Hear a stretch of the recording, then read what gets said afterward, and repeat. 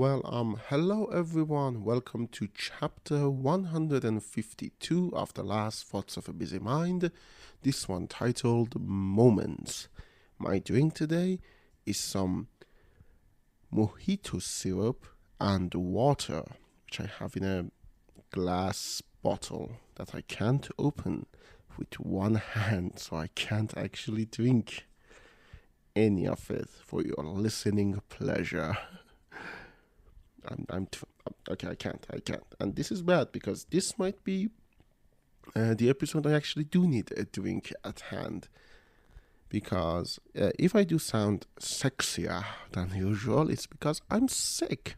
I actually do have a cold, which sucks. It really sucks that I have a cold. I try not to cough into the microphone, and I'm coughing again. I will not cough into the microphone, but I just want to say it in advance because at some point I'm sure I have to turn my face and cough. Maybe with the post processing things that I'm doing right now, even the very minimal ones, you won't notice it as much. But I thought I'd give you a heads up in advance. So why did I call this one Moments? It's because the last week, for lack of a better word, was chaotic. By any sense of the word. So many things happened, and so many of them were moments. Actually, I got sick at the beginning of the week. Which originally I wanted to call this one Sickness and Health 4, the squickle, but this sickness is not as drastic as all the other times I called an episode Sickness and Health, so I didn't want to make it as big as those. I actually can talk, which is a massive bonus, to be honest. There was the fact that this week marked the anniversary of my relationship, which is, first of all, massive because I am in a relationship that I'm actually feeling wanted and I want loved.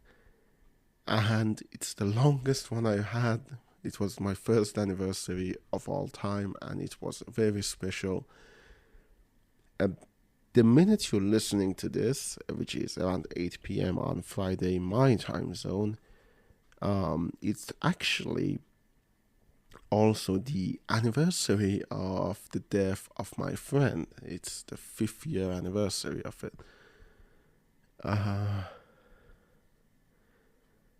And he died in 2019. And I'm not gonna discuss it very much because I can't. The fact that it happened to be on this day, I also thought about naming the episode after him. His name was Ashkan. I genuinely, it's one of the worst things that I can talk about right now. So I'm not going to. This week also had extreme temperature rises in my home country of Iran, to the point that we actually had to get our cooling systems enabled. And I know, end of May, start of June, but it's spring. In Iran, it's still spring. I know, late spring, but it's not late spring. It's not like, oh, summer is around the corner. Summer is more than 2/3 of a month away, and yet it feels like the middle of the summer with how hot it is. And I hate hot weather. And again, global warming. Fucking hell. It's disorienting to think about that also. Basically, I could have named this episode a lot of things. Last night we played board games. I played Chinatown for the first time. I liked it. I played Camelot for the first time. I also liked that.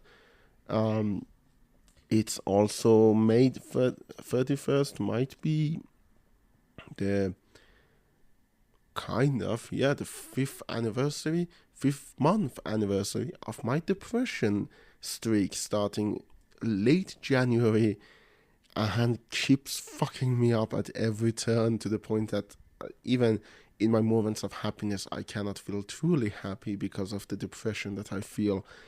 And a lot of things. I watched TFS Plays Fallout 4. I finished the series. I was enthralled by the works of Captain.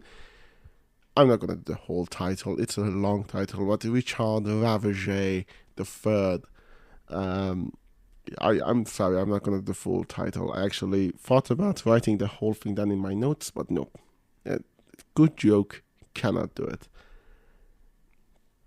The thing is that I could have named this episode a lot of things, because a lot of things happened in the span of last week. From the last episode, which was the origin story, to this episode, which is moments. And a lot of things will still happen. As I said, this new season has a fixed date and fixed time of publishing that I scheduled for.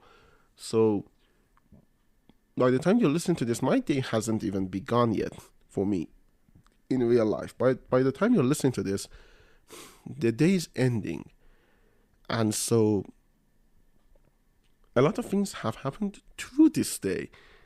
And some of it I've scheduled, some of it I haven't. So it is still a massive thing. I couldn't pick one.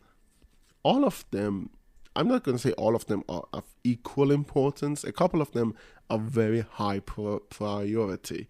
My anniversary is definitely, Ashkan's death is definitely. Then on the second tier, it's I'm sick again. Haha, I fucked up my body to the point that at the age of 27, I have the mental fortitude and physical fortitude of an 80-year-old. Wrong. Under that, it's, oh my god, it's fucking hot, global warming, it's gonna kill us all, depression, and playing board games. And then under that, it's sadly Captain Richard Ravager the Third. But I want to talk about moments, because I feel like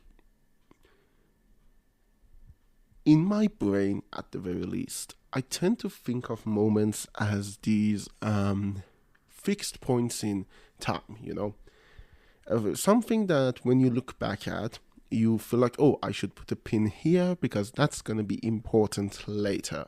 Those are moments, and some of them are, well, massive things you do. For example, when you decide your major. That day, I remember that day very perfectly. It's definitely a moment. Some of them are just aesthetically or emotionally significant because, oh, the time I woke up and there was snowing outside. The time I slept at around 5 a.m., woke up around 5 p.m. So I went from dark weather to dark weather, and I thought, oh my god, I slept for 2 nights. Again, stupid stuff, but they are still moments because they feel significant. And the reason I think that way and experience life that way is because I am a massive movie nerd, and moments in movies are basically what makes them.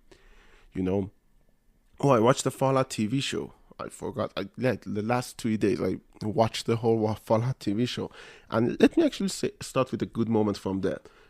I'm actually going to do the first episode, so it's not massive spoilers, but again, if you don't want to hear me talk about the Fallout TV show, too bad. I can't tell you to go to this time code, but, you know, skip the next minute or two. There is a moment that I remember from the first season pretty intensely, and it's the little girl, Janie, holding her thumb to see if the nucleoblast mushroom cloud is bigger or smaller than her thumb. And she asks her dad, which is one of the main characters of the show, is it my thumb or your thumb?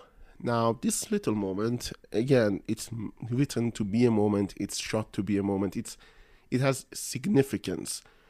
And you see that, and it sticks with you. And so later on, you kind of just have that in the back of your head. And many movies, many TV shows that you actually remember because of those moments. Those moments are what basically give you the fan quotations of the movie or TV show or even video game. And so I think because I've basically built my life around movies, and movies have shaped me to the point that I am basically a walking, talking movie commentary, I tend to experience the world in that as well. I don't want to. It's not a good thing. I'm not saying, oh, this is an intriguing way that I experience the world. No, it's not good. Because of that, and OCD, of course, I fixate on these moments. Things happen, and you move on. Life goes on. Not to me, things happen, and then those moments become fixed moments. It's what I experience life through. I think one of the reasons I stopped writing in my daily journal is because of that, because suddenly I was writing down those moments, and even the smaller ones that I tend to forget suddenly became bigger because they are now written down. I want to go back to it. I do want to go back to it. I probably will start writing as soon as I finish recording this episode and I put it to upload and get videofied. But yeah, that kind of sticks, and not in the most pleasant way either.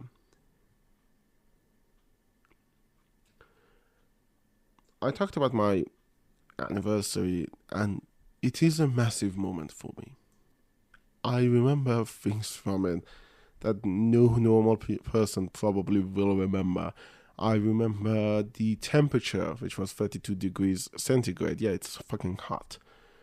I remember what clothes I was wearing and what she was wearing. I remember the food we ate. I mean, these are normal. These are things that people will remember.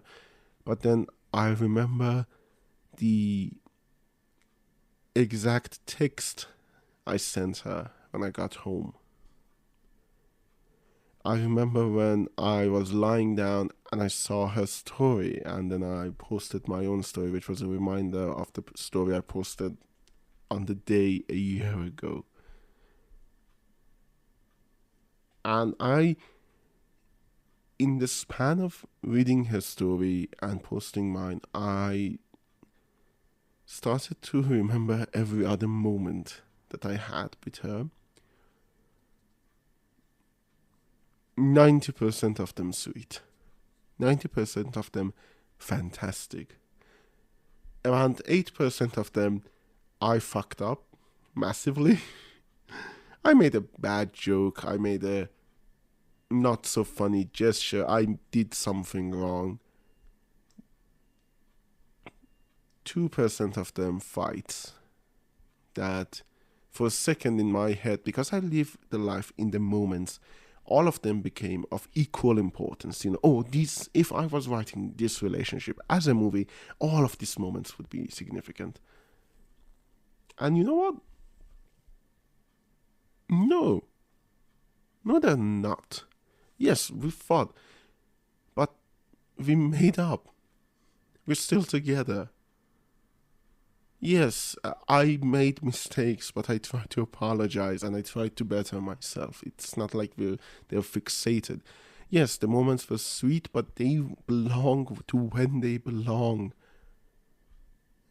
I can't just reach for them and think, oh, remember this? I can't keep doing that.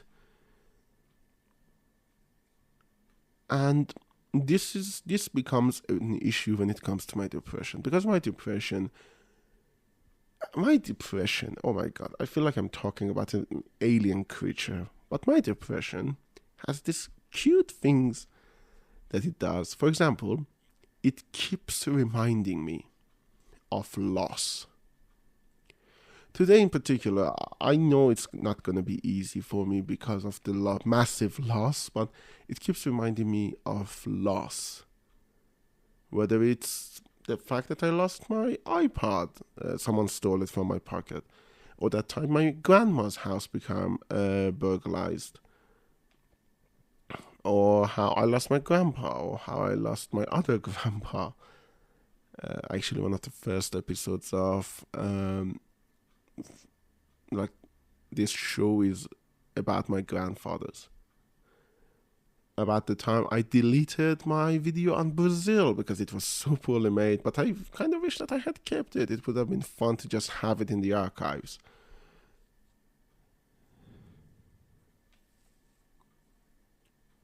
The time I lost people who were important to me. I lost connections to them.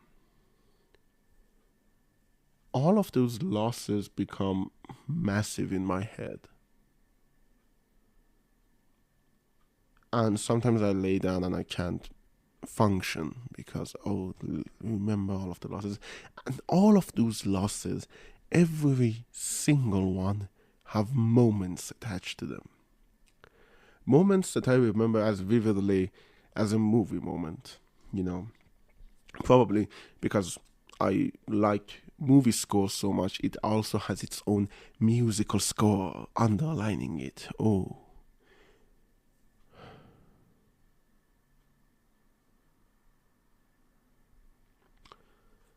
Basically, this is me telling you the same things that I know is true, but I feel like someone should keep telling me as well. Life is not a movie, and it does have moments, don't get me wrong. When you write your autobiography, when you feel that egocentric to write an autobiography, you will go back to your moments. But here's the thing, time will tell you which moments are significant. Fallout moments may not be significant to me 2 weeks from now. But I still remember moments from the good, the bad, and the ugly. Time tells you which moments are significant. Time tells you whether or not this sickness and health will be the one that I should have made an episode about because it's the one that killed me. Or whether or not I shouldn't even mention it because fucking hell, I didn't cough once. Can you believe that? I didn't cough once. I'm pretty sure as soon as I stop recording, I will cough my lungs up in my room. But during the recording, nope, no cough. And I didn't even drink, which I should have, because honestly, drinking helps. And I know it's sugary drink, it's not good for me, but it's better than carbonated drinks for me right now, which is my usual approach to drinking. I don't have an alcohol problem, I have a sugar problem, and mine kills more people than alcoholism does. And somehow it's legal, more legal than alcohol. Time tells you which moments are significant. And you know what? I look back and honestly, yeah, some moments I should have forgotten about. Some moments were just moments in the moment they happened. Afterwards, they weren't moments anymore. They were just something small, a footnote.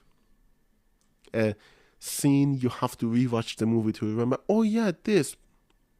Not all the scenes in Brazil has anybody seen Sam Larry. Again, an inconsequential scene that time tells us is important because I remember that scene vividly, every little detail of it. But I don't remember the fight with the big samurai guy. I don't remember it. I know it happened because I watched that fucking movie like 14, 15 times. But I don't remember that scene. It didn't stick around for me. I remember, has anybody seen Sam Larry? So yeah. I guess this was my short form my short, unscripted form essay about moments. Thank you for listening to my TED Talk. I will see you next week.